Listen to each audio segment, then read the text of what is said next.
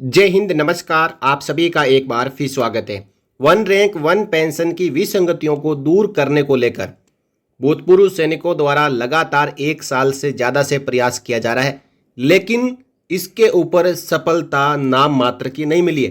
कोई भी राजनीतिक पार्टी इस बात को सुनने को तैयार नहीं है, केवल हवा हवाई और बातें करते रहते हैं कि जवान जंतर मंतर पर बैठे हैं, उनकी सुनता कोई नहीं है। ना पक्ष ना विपक्ष, कोई भी आगे आके ये नहीं कह रहा है कि हाँ, हम ओआरओपी की विसंगतियों को दूर करेंगे। तो इसी मुद्दे को लेकर United Front of ex serviceman Himachal Pradesh द्वारा 27 मार्च 2024 को जो दोनों मुख्य पार्टियां हैं, पक्ष और विपक्ष, उनके अध्यक्ष को पत्र लिख दिया है। और इस पत्र में लिखा कि आप अपने मैनिफेस्टो में ये लिखें कि हम ओआरओपी की पेंशन विसंगतियों को दूर करेंगे, तभी हम आपके साथ आएंगे और इस बात का आश्वासन हमें मिलना चाहिए। देखिए, पत्र आपके सामने है जो कि बीजेपी के प्रेसिडेंट जेपी नड्डा को लिखा गया है और आगे भी और भी जो विपक्ष की पार्टी है उसको भी लिखा गया है, वो भी मैं आपको बताऊंगा। उससे पहले यहाँ पे समझते हैं कि इस पत्र में कौन सी गंभीर बातें लिखी है। देखिए, in fourth coming Lok Sabha election include in parties election manifesto assurance of implementing correct one rank one pension scheme of ex-servicemen according to Bhagat Singh Koshiyari Committee's recommendation. Failing to do so, ex-servicemen would be constrained to boycott election in entire state. यानी जो Koshyari committee है, उस committee के मुताबिक one rank one pension की सभी जो मांगे हैं उनको आप अपनी मैनिफेस्टो में शामिल करो और ये आप आश्वासन दो भूतपूर्व सैनिकों को कि हम कोशियारी कमेटी के अनुसार ही ओआरओपी को लागू करेंगे, तभी हम इलेक्शन का समर्थन करेंगे, नहीं तो हम पूरे स्टेट में बाइकआउट करेंगे। देखिए आगे क्या लिखा है। We the undersigned at the behest members of United Front of ex serviceman and Veer Nari JCOR Himachal Pradesh humbly and respectfully submits which is as under. यानी हम अपनी कुछ बात बताने जा रहे हैं। जेपी नड्डा साहब, आप हमारी बात को सुनो। That it is brought to your kind information once again that in the backdrop of implementation of long pending demand of ex serviceman and Veer नारीज OROP 2 several anomalies have been cropped up and actual benefits of the scheme are not being received by the entitled ex servicemen।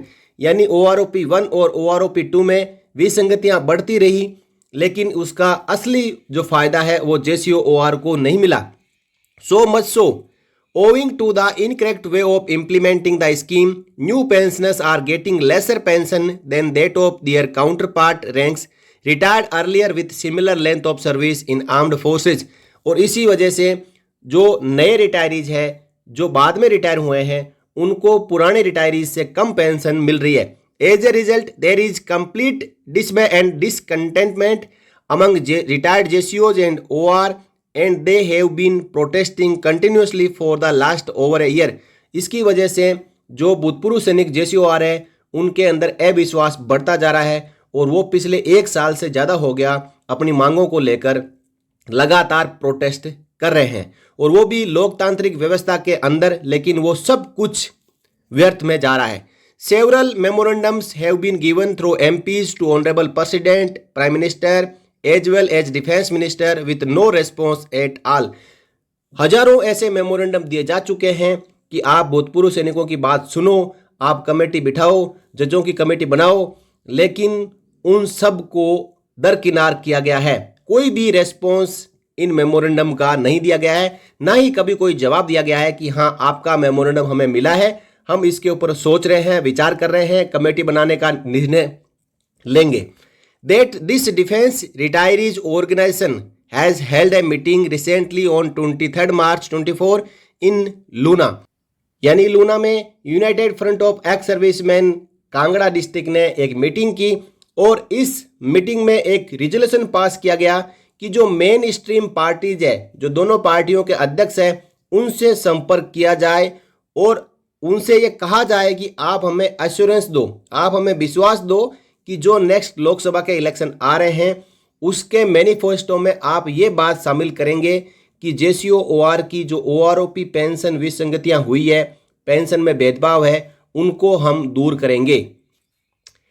That in the wake of aforesaid development, it is requested that issue of OROP implementing in correct form by your party may kindly be included in your party's election manifesto of Lok Sabha, so that ex-servicemen and their families could support your party in election, failing which we the ex-servicemen would be compelled by your party to switch on to press nota or boycott the Lok Sabha election in the state।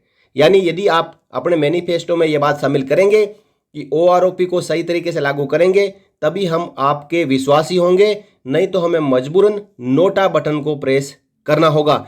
अब इस letter के ऊपर जो भी आप action ले रहे हैं उस एक्शन जो लिए गए एक्शन से हमें सूचित करें, क्योंकि अभी तक कभी भी किसी भी पक्ष और विपक्ष ने पूर्व सैनिकों के मेमोरेंडम का जवाब नहीं दिया है। और यही सेम लेटर 27 मार्च 2024 को मल्लिका अर्जुन खड़गे जो कि प्रेसिडेंट है विपक्ष के, उनको भी भेजा गया है। यानी दोनों में से जो चाहे अपने मैनिफेस्टो में शामिल कर सकते हैं, चाहे दोनों ही शामिल कर सकते हैं, लेकिन मैनिफेस्टो में इस बात को शामिल करें कि OROP की पेंशन विसंगतियों को हम विपक्ष में आएंगे तो दूर करेंगे, तभी हम है जो वोट उस पार्टी को देंगे, नहीं तो NOTA यानी नोटा बटन को प्रेस करेंगे और इलेक्शन का बाइकआउट करेंगे। तो साथियों, ये United Front of ex serviceman JCO और हिमाचल प्रदेश के चेयरमैन कैप्टन जगदीश वर्मा जी ने ये पत्र लिख दिया है 27 मार्च 2024 को। अब देखते हैं कि इसका जवाब आता है या नहीं, या फिर जैसे पहले मेमोरेंडम दिए हैं उसी प्रकार सरकार कान में तेल डाल के सो जाएगी, या फिर JCO जवानों के हक की बात करेगी, उनके इस मेमोरेंडम का जवाब देगी और मैनिफेस्टो में शामिल करेगी। आपकी इसके बारे में क्या राय है जरूर बताएं। इस वीडियो में इतना ही, और वीडियो को ज़्यादा से ज़्यादा शेयर कर दें। फिर मिलेंगे नेक्स्ट वीडियो में, तब तक के लिए जय हिंद।